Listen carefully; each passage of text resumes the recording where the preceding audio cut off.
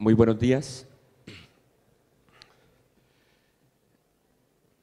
Antes de tomar la palabra oficialmente con la ponencia, quisiera manifestar mi complacencia, mi gratitud y mi emoción por poder estar hoy con ustedes. Tal como se ha dicho, lo que representa esta universidad trasciende de lejos un asunto local. Lo que está en juego aquí es un taller de aprendizaje para toda América Latina. Así lo leemos, así lo vemos en Colombia, y por eso es muy grato estar hoy frente a ustedes y muy complacido de la invitación. Muchas gracias a todos los que hicieron posible que estemos hoy aquí. He titulado mi intervención Fronteras y puentes entre sistemas de pensamiento.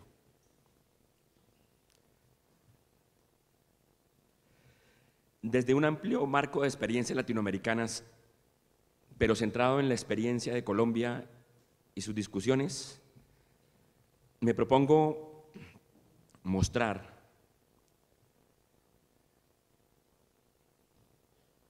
algunas preocupaciones y algunas discusiones fundamentales que se están teniendo en torno a la inclusión de las músicas populares en la academia. La preocupación fundamental tiene que ver con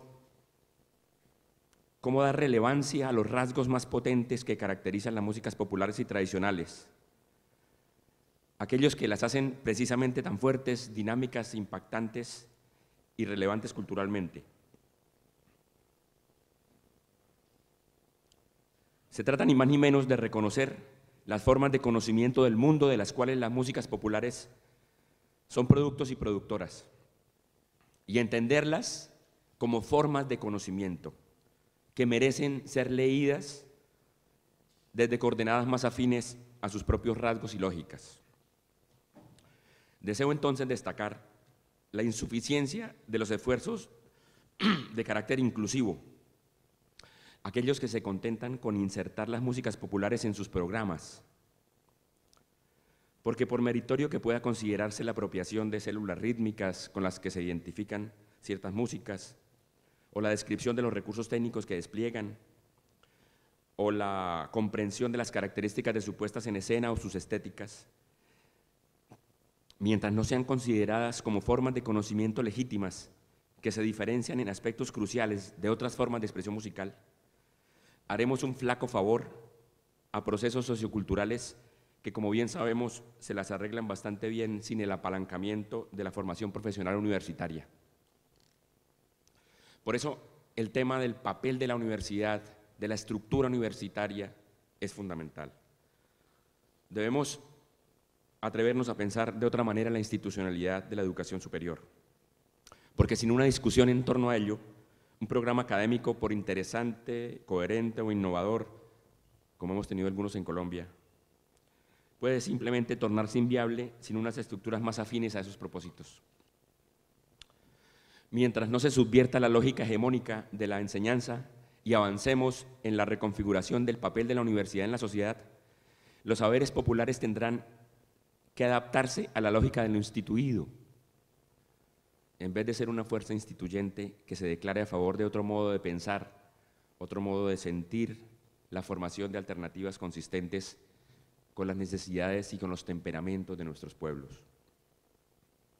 Voy a sostener entonces que mientras no se logre afectar el marco epistemológico sobre el cual se asientan los procesos institucionales de docencia, investigación y extensión de la enseñanza académica, estos saberes seguirán reducidos a su mínima expresión, instrumentalizándolos, cosificándolos, volviéndolos simplemente un objeto materia prima para ser usado a conveniencia desde las lógicas de la epistemología hegemónica.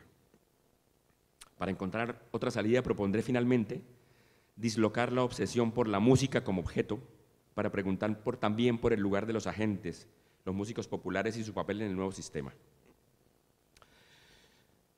En aras de la discusión, ustedes sentirán en algunos momentos que mis señalamientos son muy enfáticos.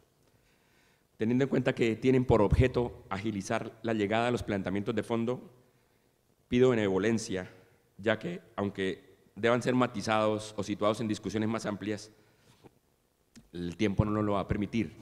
Espero que el resultado final justifique ese rasgo de la exposición. Disculpen, tengo la voz terrible.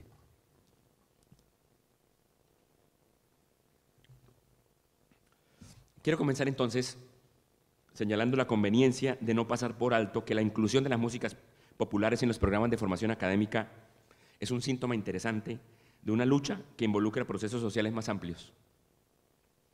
No se trata ni de un proceso aislado ni súbito. América Latina viene desarrollando desde hace muchas décadas, desde diferentes orillas, discusiones, teorizaciones, avances epistemológicos, perspectivas críticas, incluso movimientos sociales que agendan políticas educativas particulares, una importante crítica a los modelos del pensamiento colonial. No es este el lugar de hacer un balance de esa discusión, por supuesto, pero es importante que las preguntas de este Congreso, para mí, un foco de la esperanza para la construcción de futuros posibles para nuestras músicas populares y tradicionales, se sitúe en el marco de esas preguntas. Por lo tanto, voy a referirme muy rápidamente, aunque sea solo por la necesidad de escoger líneas gruesas que sirvan de trasfondo a los planteamientos más específicos relacionados con lo musical propiamente dicho. Voy a referirme a los aportes fundamentales de algo que en Colombia está siendo muy útil, y es la aproximación de Boaventura de Sousa llamada Epistemologías del Sur. Y aquí una imagen es muy importante. Hace unos años, la gran artista colombiana Doris Salcedo fue invitada al famoso Tate Museum. Y la exposición fue escandalosa. Lo que propuso Doris Salcedo fue una grieta en la estructura del edificio. Hizo una grieta de 167 metros y la llamó chibulet, una palabra que era usada, una palabra que aparece en el Antiguo Testamento y que era usada por unas tribus para identificar cuando alguien no pronunciaba bien la no pertenencia a la tribu, y mataban a quien pronunciaba distinta la palabra. Era una palabra que clasificaba a las personas. Doris Salcedo lo que hizo con esa transgresora escultura fue mostrar la división, la grieta inmensa que existe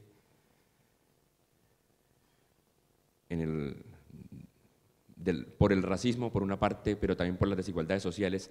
Y aquí me va a servir como una metáfora también de cierto abismo que hay entre lógicas que me parece que deben ser todavía tenidas en cuenta. De Sousa utiliza la metáfora de un mundo dividido entre lo que está a un lado de la línea y lo que está del otro. Dice, igual que Doris Salcedo, que ahí hay un abismo. A veces vemos las líneas claramente, otras simplemente operan por los efectos o las invisibilidades que provoca. Lo interesante es que uno de los lados produce activamente la inexistencia del otro. No solo lo niega, sino que lo construye conceptualmente para tornarlo inexistente, para que no opere en ninguna forma relevante o comprensible, reduciéndolo a formas de existencia que lo sitúan como lo radicalmente otro, como lo residual, como lo marginal, como lo local. Aquello que es producido como no existente es radicalmente excluido porque se encuentra más allá del universo de la concepción aceptada de inclusión hegemónica. Si uno de los lados de la línea es producido como no existente, el campo de los saberes, el campo de lo que se considera la realidad relevante, se angosta, se reduce, se empobrece. Como sabemos bien todos, gracias a los trabajos del deconstruccionismo, las teorías críticas, el pensamiento decolonial El conocimiento moderno ha creado y sigue creando un subsistema de distinciones visibles e invisibles, de tal modo que las invisibles se convierten en el fundamento de las visibles. ¿Quién hace la distinción entre lo verdadero y lo falso, lo bien hecho y lo mal hecho, lo deseable y lo indeseable, lo elegante, sofisticado y consistente, y lo burdo, desprolijo, inconsistente, en detrimento de los cuerpos alternativos de conocimiento? Es el conocimiento que se llama a sí mismo universal. El carácter exclusivista de ese monopolio se encuentra en el centro de las discusiones epistemológicas modernas entre las formas de verdad científica y no científica, una discusión muy importante en la actualidad. Está en el centro de reivindicaciones de movimientos sociales, como por ejemplo los indígenas, y toca de frente discusiones que se producen en torno al papel de la universidad en nuestra sociedad contemporánea. La pregunta es: ¿qué lugar deben ocupar los conocimientos que recurren a otros modos de comprensión o vinculan la experiencia por fuera de las tradicionales convenciones en que se ha concebido la comprensión del pensamiento occidental hegemónico? Esta discusión de fondo es clave para no creer que cuando hablamos de la inclusión de las músicas populares en el sistema universitario estamos hablando simplemente de que se amplió la gama de opciones dentro de un sistema de pensamiento incontestable que se tornó generoso e incluyente. La naturaleza política de esta búsqueda es muy importante y tiene que ser resaltada permanentemente. Considero que la fuerza de esta operación de política cultural y educativa adquiere nuevas dimensiones si la situamos en este amplio marco de referencias y de luchas.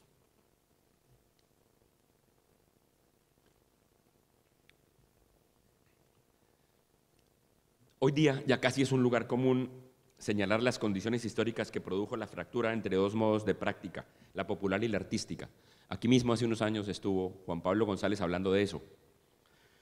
Principalmente gracias a los aportes de historiadores y musicólogos, tenemos algunas claridades acerca de las razones de la confrontación arcaizante que prejuiciosamente sitúa las músicas populares como objetos apenas dignos de ser considerados objetos de estudio.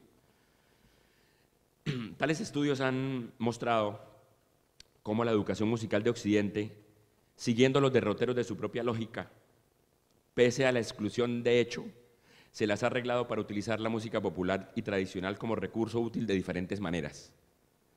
Para componer con una base telúrica y dar toques exóticos a las grandes formas de la música europea, como aconteció con los nacionalismos, o como materia para hacer más asequibles los áridos mundos del solfeo y las técnicas instrumentales, renovando materiales educativos, o para dar variedad a los repertorios y complacer no pocas veces con guiños populistas o nacionalistas al respetable público, o más recientemente para cooptar estudiantes en un mercado académico que promete ser altamente rentable. Juan Pablo González hablaba aquí que hay también unas dificultades intrínsecas que dificultan la presencia de la música popular en la academia convencional, su carácter híbrido, masivo, el ritmo corporal, la visualidad, lo que él llamaba su sonido enlatado, que por un lado enriquece la musicología y enriquece eventualmente las estrategias de enseñanza, pero las tornan objetos difíciles. Si tenemos en cuenta el marco de referencia descrito anteriormente, es claro que los saberes populares han sido hasta hace poco activamente producidos como invisibles por ese sistema educativo hegemónico. Este sistema ha sido indolente y arrogante al declararse a sí mismo superior por estar gobernado por una razón que se juzga a sí misma como exhaustiva, exclusiva y completa. El sistema educativo tradicional, fiel reflejo del pensamiento musical hegemónico del occidente moderno, no ha sido capaz de entender ni aceptar que su propia forma de conocimiento tiene, por una parte, límites internos y externos, pero por otra, que no es más que un caso dentro de lo posible. Los medios de producción de no existencia han sido variados. El primero y más importante es la monocultura del saber. El hecho de que de facto en los procesos de formación sean los criterios de la alta cultura los que han dominado la producción de conocimiento y creación artística. La no existencia se resume en la clasificación de los otros productos como productos ignorantes o incultos y a lo sumo probable materia prima para los usos dentro de la lógica hegemónica. La segunda está relacionada con el predominio del concepto de tiempo lineal, que tiene como consecuencia la idea de que la historia tiene un sentido y una dirección. Los conceptos de progreso, evolución, modernización, desarrollo, reflejan este punto de vista y desvaloriza o declara como no existente y atrasado todo lo que según esa norma temporal dominante sea asimétrico respecto a aquello declarado avanzado. En culturas como las latinoamericanas, este prejuicio es más que un problema grave, teniendo en cuenta que vivimos en una realidad donde convergen multitemporalidades. Sociedades pre-postmodernas, como dijo alguna vez Néstor García Canclini. Muchos productos culturales centrales para las formas de vida de nuestros países son convertidos en residuales, en folclore, productos que entran a representar lo atrasado, lo arcaico, lo no desarrollado, incluso lo monótono. Pero curiosamente otros productos corren una suerte parecida. Por ejemplo, aquellos productos de las lógicas del mercado y la producción masiva se les suele ver como actuales, pero se les califica de banales y vacíos. Y no estoy diciendo que no puedan serlo eventualmente, pero el prejuicio en abstracto, operando como un elemento totalizador, no permite hacer distinciones sutiles, que es precisamente lo que necesitamos siempre. En ambos casos hay una carga valorativa a favor de ciertos productos culturales y conocimientos presuntamente universales, que resisten el paso del tiempo, que son ejemplares y canónicos por basarse en la racionalidad que Occidente erigió como emblemática. Otros tipos de saberes, con otros criterios de rigor y que operan en prácticas sociales de distinta naturaleza, se ignoran flagrantemente. Descrito así el panorama, que deberá profundizarse remitiéndonos a autores como de Sousa, Miñolo, Quijano, Castro Gómez, entre otros, se hace necesario reconocer que el instrumento conceptual del que nos estamos sirviendo para hacer entrar en escena las músicas populares en la formación académica suena cacofónico. Salta a la vista que requerimos nuevos paradigmas. Boaventura de Sousa nos ha recordado que toda ignorancia es ignorante de cierto saber y que todo saber es la superación de una ignorancia particular, invitándonos a reconocer que una epistemología para las músicas populares y tradicionales, que realmente sea una alternativa para la producción de un tipo de conocimiento emancipador, supone el esfuerzo de distanciarse de las formas hegemónicas y totalizadoras que siguen prevaleciendo, especialmente en la pedagogía. Según esta lógica,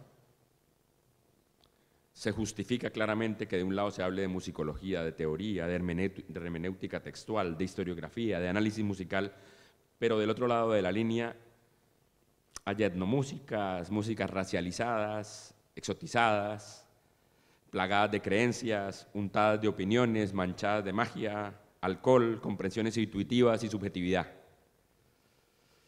Pero claramente músicas que no pueden considerarse del todo interesantes desde el paradigma dominante, especialmente, insisto, pedagógico.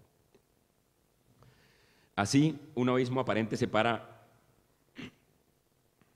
dos campos: la música escrita, textual, y los conocimientos hechos inconmensurables e incomprensibles de las tradiciones orales. De un lado de la línea existe una música de valor artístico con cualidades estéticas, con capacidades de cultivar cualidades humanas.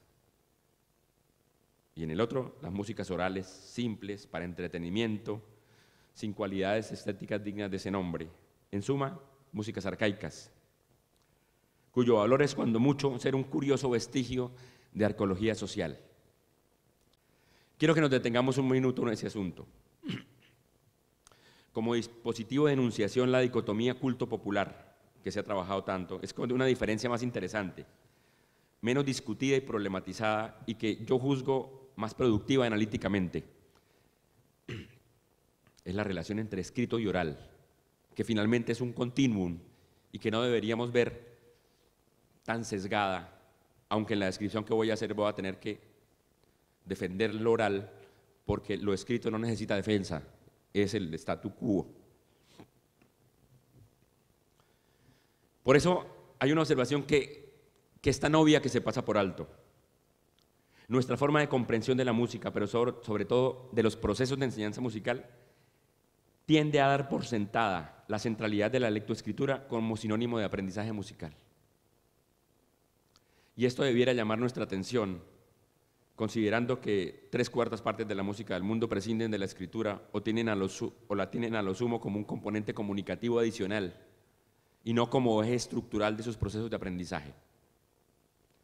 El sistema codificado de escritura musical se ha convertido en el centro de la lógica de todo el sistema de enseñanza, subordinando todo lo demás y contribuyendo a declarar atrasado, inculto, residual, arcaico, emergente y local los saberes que se producen desde esa otra racionalidad. Hasta se establecen categorías de maestros,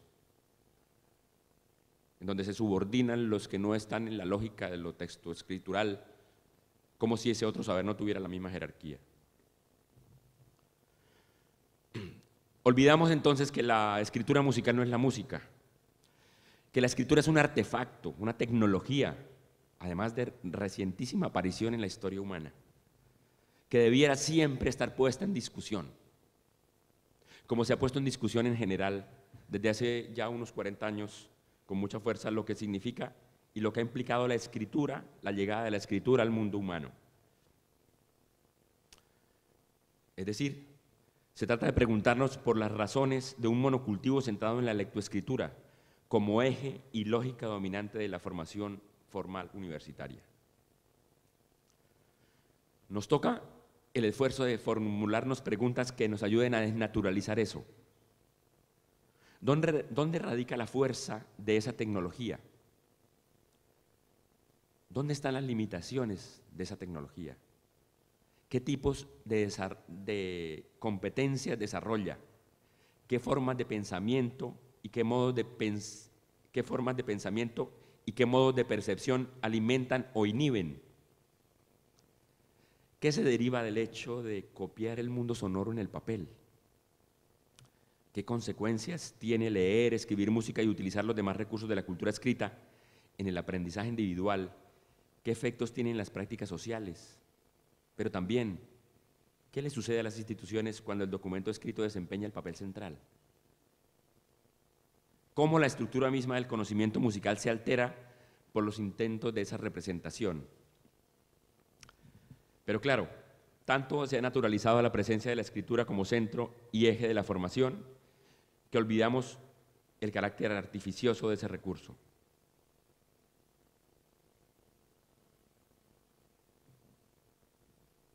Pero como advierte de Sousa, ese monocultivo no es expresión de una carencia, sino de una arrogancia. Se trata de la arrogancia de no querer vernos y mucho menos valorizar la experiencia que nos rodea, dado que buena parte de ella está fuera de la razón a partir de la cual la identificamos y la valoramos. Por eso es importante que nos preguntemos, ¿es posible pensar la oralidad más allá de la dicotomía oral-escrito? ¿Qué produce la oralidad como recurso cognitivo? ¿Cómo opera en las prácticas de las músicas populares? ¿Cómo debiera incorporarse en la formación académica si dejamos de considerarla el paradigma del atraso, la ignorancia y la falta de rigor? ¿O como un proceso demasiado lento? Y como lo que nos interesa es llenarnos de contenidos, vamos al texto seguro. ¿Por qué se mantiene ese prejuicio? ¿Y cómo lo alimentamos día a día? Un poco sin querer, pese a las evidencias que indican, y esto es interesante, que es una forma de aprendizaje que hace diferencia en el tipo de competencias que se requieren en las diversas prácticas, donde el músico teórico alfabetizado ilustrado suele mostrarse paradójicamente limitado y falto de recursos. ¿Cómo lograr entonces que la oralidad entre en la academia no como un recurso para los dictados, o para la transcripción, o para la famosa sistematización, Todos ellos recursos importantes, pero que se asientan en esa otra epistemología. Tengo claro que estas preguntas quizá causen perplejidad, malestar o extrañeza, pero considero, y en Colombia estamos muy metidos en esta discusión, consideramos que es muy importante insistir. ¿Por qué un tipo de saber derivado de las prácticas textuales, consustancial a los desarrollos variados y riquísimos y maravillosos de la música académica occidental, pero nunca tan central en las prácticas populares y tradicionales, se sigue imponiendo como el recurso central de la forma de acceso al conocimiento musical? Adentrarnos en ese agujero negro, en ese punto ciego de nuestra comprensión, puede llegar a ser una revelación acerca de los presupuestos pocas veces explícitos que están en la base del edificio especulativo, conceptual, retórico y técnico del funcionamiento práctico de las músicas académicas en contextos institucionales universitarios. Y mi voz ya descendió una octava. La validez de estas dos formas de acceso al conocimiento, la mediada por la escritura y la oral, no la justifico aquí por una idea preconcebida de un mundo ideal, plural y abarcante, no, sino del análisis de las formas de intervenciones que permiten o inhiben en la vida real. Y es un hecho cotidiano en nuestros ambientes formativos, que tales formas de intervención en la realidad producen una fractura en el mundo del estudiante. Hay investigaciones interesantes para abordar ese asunto con cierta precisión. En diversos contextos se ha venido estudiando los efectos de la centralidad de la lógica escrita en la formación, analizando lo que ocurre entre el mundo de la enseñanza académica y el mundo de la vida del estudiante. Silvia Caravetta, aquí en Argentina, y el grupo de investigación Cuestionarte en Colombia han mostrado cómo los estudiantes viven un currículum oculto, una doble vida, una suerte de esquizofrenia. La de los requerimientos académicos, vistos por muchos como áridos, descontextualizados, parciales y dogmáticos, y la vida de los esfuerzos fuera de la universidad por construir una identidad musical propia, por poner en juego intereses, poniendo en práctica sus apuestas, tratando de hacer síntesis de los diversos aprendizajes.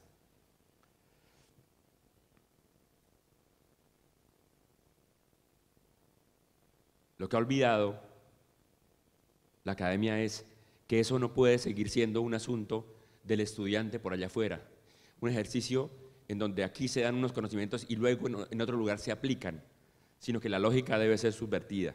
Por estas razones, quizás un examen de las relaciones entre literatura y oralidad nos pueda ser útil.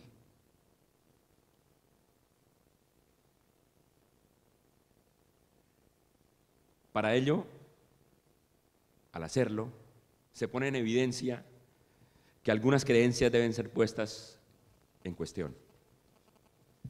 Una fundamental, la idea de que la escritura es una transcripción de los eventos musicales de las prácticas. Idea muy extendida. Basados en los estudios de Olson,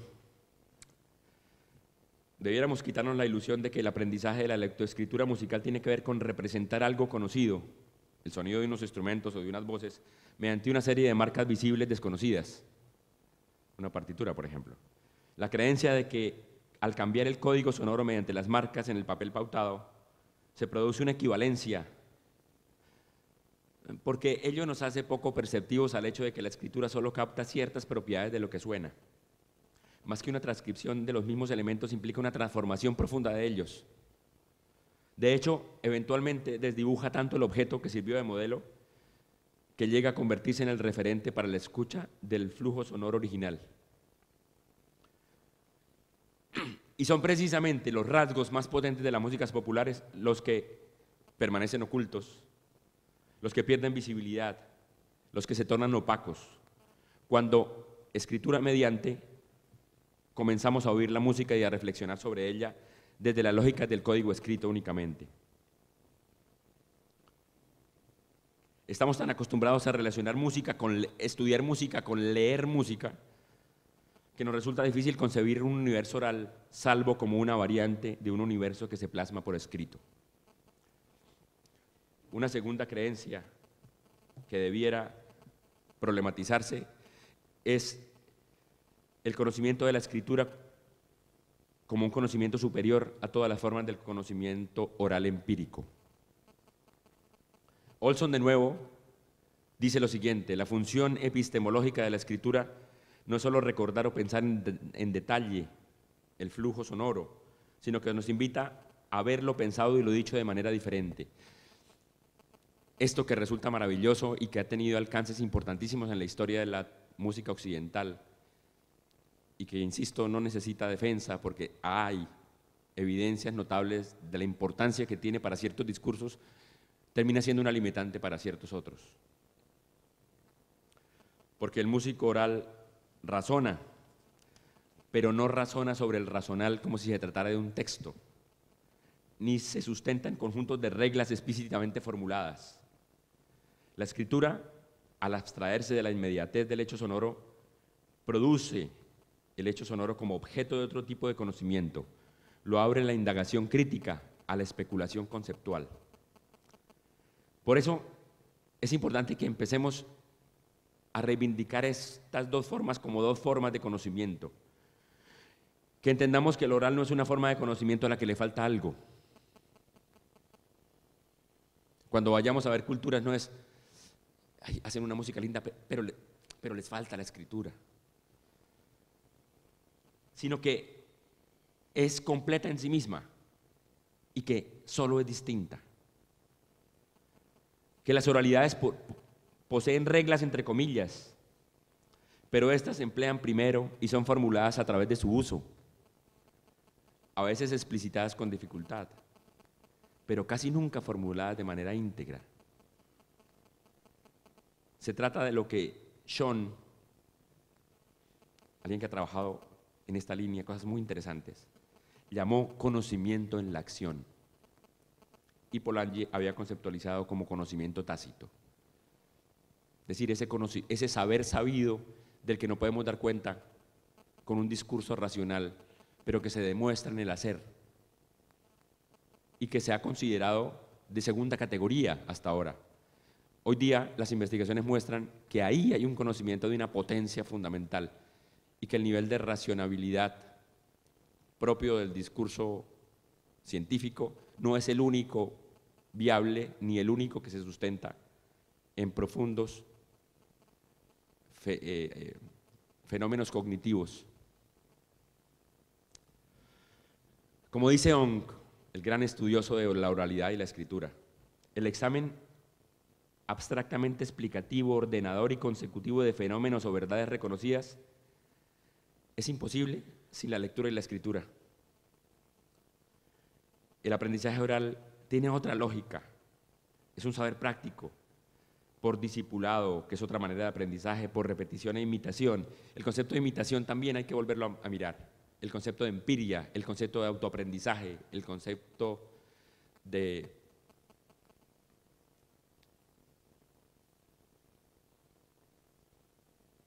autodidacta. Cuando se transcribe, la escritura encierra tiránicamente, dice Ong, las manifestaciones contextuales y lo encierra en un campo visual, y al hacerlo lo torna un objeto de análisis, lo torna un objeto de estudio. Y aquí es interesante, los seres humanos de las culturas orales, aunque aprenden mucho y aprenden todo el tiempo y son muy sabios, y los músicos populares también lo son, no estudian en el sentido en que le damos al término en la academia. Entonces surge otro interrogante: ¿cómo cambiar nuestro concepto de estudio para que las formas de trabajo propias de las músicas populares también tengan cabida?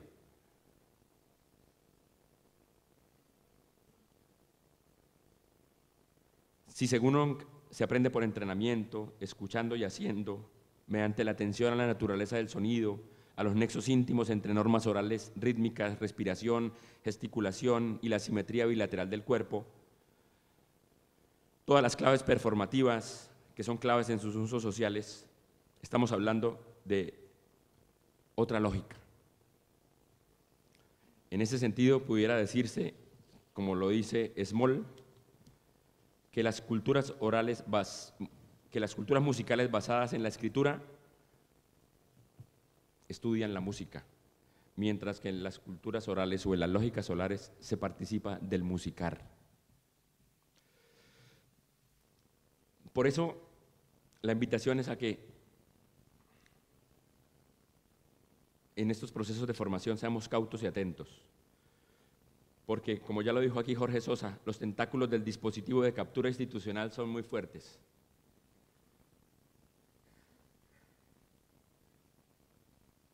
Vuelven y aparecen los argumentos de la presunta superioridad de lo escrito. Por ejemplo, se esgrime como prueba de su superioridad el hecho de que el discurso escrito pueda eventualmente tener una gramática más elaborada y fija, porque para producir significado depende más de su estructura interna y las características de su elaboración discursiva, dado que carece de los contextos existenciales plenos, normales que rodean el discurso musical oral y ayudan a determinar el significado de este de manera un poco independiente de la gramática. Pero ese rasgo no necesariamente significa que sea intrínsecamente superior, solo adecuado a su lógica y a su circunstancia.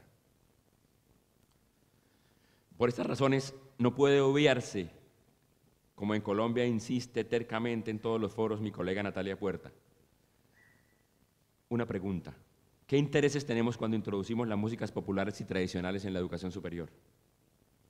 Es una pregunta que tenemos que volvernos a hacer siempre, porque no es banal y debemos ser serios al responderla. Es una pregunta que se articula bien con las preocupaciones de Catherine Walsh cuando señalaba: ¿educar para qué? ¿Con qué propósitos y bajo qué relación y visión de país, sociedad, saberes y de gente? Sabiendo que estas preguntas abren la posibilidad de pensar más allá de sistemas educativos existentes, de imaginar y soñar una educación que realmente asuma y se esfuerce por interculturizar, decolonizar el pensamiento, luchar y actuar por una práctica política educativa transformativa. Por eso, creo que debemos ser conscientes de que a veces estamos demasiado obsesionados con el objeto llamado música, popular, olvidando, por ejemplo, el papel de los agentes, los músicos populares y el mundo de las comunidades de práctica. Quizás no sea del todo inútil parafrasear la célebre sentencia con que Gombrich abre la discusión en su Historia del Arte. Gombrich dice, abriendo una de las historias del arte más famosas que existen, dice: no existe el arte, existen los artistas. Parafraseando al célebre historiador, en nuestro caso deberíamos decir: no existen las músicas populares, existen los músicos populares. Y al poner el énfasis en los agentes, introducimos un elemento nuevo y fundamental, pero insidioso y molesto, como todas estas preguntas que estamos haciéndonos esta mañana. ¿Qué pasa con los dueños cultores de las tradiciones populares? ¿Qué lugar van a ocupar en el nuevo orden generado por la academia? ¿Vamos a aceptar que ellos, dueños y conocedores de los saberes que introducimos, salgan por la puerta de atrás? Presuntamente porque carecen de los pergaminos para poder estar con nosotros en el prestigioso sistema académico. Este contrasentido debe ser pensado y revisado permanentemente. La relación con las comunidades de práctica y el papel de los músicos. Y aquí entramos en los problemas de la universidad, a los problemas de la institucionalidad universitaria. En los últimos 30 años, con rasgos específicos en cada uno de nuestros países, la universidad ha dejado de ser una prioridad como bien público. En Colombia, clarísimamente, hay un desfinanciamiento y una descapitalización muy importante. Esto, sumado a la confusión que produjo las contradicciones entre las funciones institucionales tradicionales y las atribuidas en el siglo XX, supuso un panorama que complica de facto tanto cumplir los papeles que hacía antes como asumir los retos nuevos. A esta crisis de hegemonía se sumó una crisis de legitimidad surgida por el desfase entre las restricciones al acceso y la certificación de competencias y exigencias sociales de democratización y creación de igualdad de oportunidades. Y además una crisis institucional debida a la contradicción entre la reivindicación de su autonomía y la creciente presión para someterse a criterios de eficiencia y productividad propios del mundo empresarial. La universidad es presionada a crear un mercado de la gestión de planes de estudio, diplomas, formación de docentes, evaluación, en un modelo que convierta al estudiantado en un usuario, o mejor dicho, en un cliente que compra servicios. Adicionalmente, ha habido una descaracterización intelectual de la universidad, una cada vez mayor segmentación del sistema y una preocupante desvalorización de los diplomas universitarios. En lo que atañe a nuestro tema, lo que comienza a suceder es que el conocimiento impartido, que era predominantemente disciplinar y tendía a ser relativamente descontextualizado con relación a las necesidades del mundo cotidiano, comienza a tener una nueva relación con la sociedad, con sus problemas y sus necesidades. La universidad se ve obligada a salir de su torre de Babel y entrar, de hecho, en la satisfacción de nuevas demandas. Paradójicamente, simultáneamente, la universidad, considerada antes un bien público preciado, inalienable y fundamental, comienza a dejar de garantizar los recursos para su funcionamiento. La exigencia de ese nuevo contrato social produjo lo que se ha llamado, por algunos autores, conocimiento pluriversitario, un conocimiento más contextual, en la medida en que el principio organizador de su producción es la aplicación que se le puede dar. Al verse obligado a trazar con problemas emergentes, se presenta la ocasión para ser más transdisciplinar, internamente más heterogéneo, más adecuado para inventar organizaciones administrativas menos rígidas e innovativas. Esto me parece fundamental. Si bien la universidad fue creada siguiendo un modelo de relaciones unilaterales con la sociedad, y es este modelo en general el que sigue actuando, quienes estamos comprometidos con una reforma de su lugar social, como todos los que estamos aquí pensando en las músicas populares, tenemos una oportunidad también en la factura de una nueva universidad, de unos modelos de relación internos que funcionen con otros códigos. Ayer con Coqui hablábamos de eso justamente. Necesitamos las universidades de la región latinoamericana sentarnos a hacer acuerdos sobre los principios que van a regir nuestra forma de entender el mundo para no ser cooptados por la lógica internacional de la revista indexada, que es muy interesante, pero que no le llega a la gente que nos interesa que les llegue. ¿Cómo hacemos eso? ¿Cómo hacemos investigación? ¿Qué estándares de calidad nos interesan? Y eso lo tenemos que hablar regionalmente. Finalmente, creo que hay pistas muy interesantes en este panorama.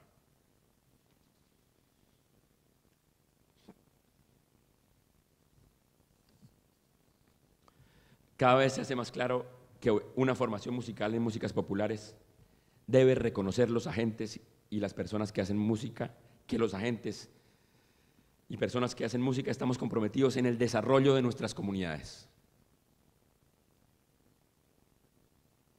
En Colombia esto es una preocupación fundamental, quizás por la relación importante que existe entre Ministerio de Cultura y sistema musical. El lugar de las artes, la cultura y las humanidades es un lugar de privilegio en el que la música está llamada a tener un lugar medular en la implementación de un nuevo concepto de desarrollo humano. Las experiencias regionales en este sentido son fundamentales. Samuel Araujo, un investigador brasilero, ha trabajado la relación entre música y desarrollo local. Su experiencia en Brasil muestra cómo los cambios en la dimensión educativa de la sociedad a través del trabajo musical comunitario promueve la autonomía del pensamiento, la acción política y el desarrollo económico local. Para él, la promoción de procesos de intensificación del juego democrático y una ecuación socialmente más armónica entre necesidades humanas, medio ambiente, incluso con implicaciones económicas, son resultados visibles de una bien formulada experiencia musical comunitaria. Para este investigador musical brasileño, el papel de la música es central por su anclaje en los sistemas de pensamiento del mundo que construyen las comunidades en sus interacciones cotidianas. La integración entre investigación musical y educación resulta ser un recurso clave para trabajar con y desde las comunidades. Es por ello que el privilegio valorativo, técnico y estético de una sensibilidad musical, el énfasis que seguimos dando en la formación a la lógica, la sintaxis, los valores estéticos, los repertorios, pedagogías y nichos laborales de una forma del conocimiento musical, deja por fuera las relaciones con lo sonoro instaladas en otros horizontes, que difícilmente apuntan al respeto y pluralidad de la que habló en este mismo foro Coriún Aronian hace unos años. Otra pista importante es pensar en clave de región. Desde las perspectivas de la ASAB en Colombia y con su concepto de músicas caribe-iberoamericanas, se viene dando en Colombia y también replicado en Venezuela un poco, un pensamiento de las músicas populares de raíz tradicional, músicas nacionales hechas sin nacionalismo, con una perspectiva latinoamericana integradora. La noción de corredores de interfluencia desarrollada por Samuel Bedoya puede resultarnos muy útil para encontrar, leyendo la historia de la interacción de nuestros países, los elementos comunes, los vasos comunicantes y las apuestas colectivas en las que quizás no hemos reparado suficientemente. Quiero finalizar reiterando el mensaje con el que yo mismo terminé mi intervención en el V Congreso Nacional de Música. En esa ocasión dije lo siguiente: no puedo despedirme sin insistir en que requerimos con urgencia multiplicar las zonas de contacto, donde diferentes mundos normativos, prácticos, estéticos y diferentes conocimientos se encuentren, choquen e interactúen. Estamos a punto de acordar como política en nuestros centros educativos el fomento de la curiosidad epistémica y estética en nuestros estudiantes y nuestras comunidades. Debemos entender que es un ejercicio inclusivo y alternativo, pero sobre todo alterativo. Tenemos las personas, tenemos las experiencias, ustedes son una importantísima guía para los procesos que se dan en otros lugares. Tenemos ya las infraestructuras, pero nos falta quizás decisión política y trabajo comunitario en red regional. Cuando contemos con un enfoque de formación que no mire con vergüenza lo que somos y lo que tenemos, que reconozca la torpeza de darle la espalda al hecho incuestionable de que en todos los lugares y en todas las latitudes admiran, respetan y están ansiosos por entender, aprender y compartir lo que pasa musicalmente en nuestra América, estaremos listos para hacer realidad lo que hoy apenas sigue siendo una promesa. Asumir que somos hijos de una potencia musical mundial, pero además, y esto es muy importante para nuestra región, quizás los líderes de una recuperación continental de nuestros más preciados tesoros culturales. Ni más ni menos estamos cocinando aquí quizás un segundo boom latinoamericano. Para ello, la formación debe propender por subjetividades desestabilizantes que se rebelen contra prácticas sociales conformistas, rutinarias y repetitivas, y se dejen estimular por experiencias de límite, o sea, por formas de sociabilidad excéntricas o marginales. Necesitamos enfoques que sean flagrantemente traductores, en el sentido que le da de Sousa, que incentiven conceptos y teorías desarrollados localmente a emigrar a otros lugares cognitivos, de modo que puedan ser utilizados fuera de sus contextos de origen. Un conocimiento que no esté fundado en un corpus de ideas preestablecidas, sino sobre las condiciones de posibilidad de un determinado espacio-tiempo local. Se trata de inventar contextos persuasivos, como los que proponía Coriún Aronian hace unos años aquí mismo. La pluralidad sonora, epistémica, metodológica que propongo tiene como corolario la tolerancia discursiva y el reconocimiento de que todo conocimiento es local y total. Y entonces la perspectiva será clara. Villa María se llenará de japoneses, australianos, europeos, africanos y lo mismo nuestras universidades de región, queriendo estudiar aquí, porque al haber asumido nuestro papel de mediadores, traductores, nos habremos atrevido a darle la cara a la naturaleza híbrida en la que nos movemos y en la que se mueve cada vez más el mundo. Representaremos una alternativa realmente innovadora, interesante y crucial para las músicas del mundo. Lo que está en juego no es un asunto local. En ese escenario posible, nuestros luthiers multiplicarán la venta de tiples, bandolas, cuatros, arpas, cavaquinhos, gaitas, instrumentos de percusión, porque esas músicas se harán universales. Universales de aquí, no solo de Alemania. Como pueden ver, estamos convencidos en Colombia de que el potencial es inmenso. Pero tenemos que ser capaces de darnos la oportunidad de construir una política que apunte a construir, a producir, en términos de política educativa y cultural, lo latinoamericano. Porque lo latinoamericano no es un dato, es una necesidad que requiere ser construida. Una necesidad que creo estamos ayudando a construir en encuentros tan importantes para nuestros destinos, como este que tan gentilmente nos acogió esta mañana. Muchas gracias.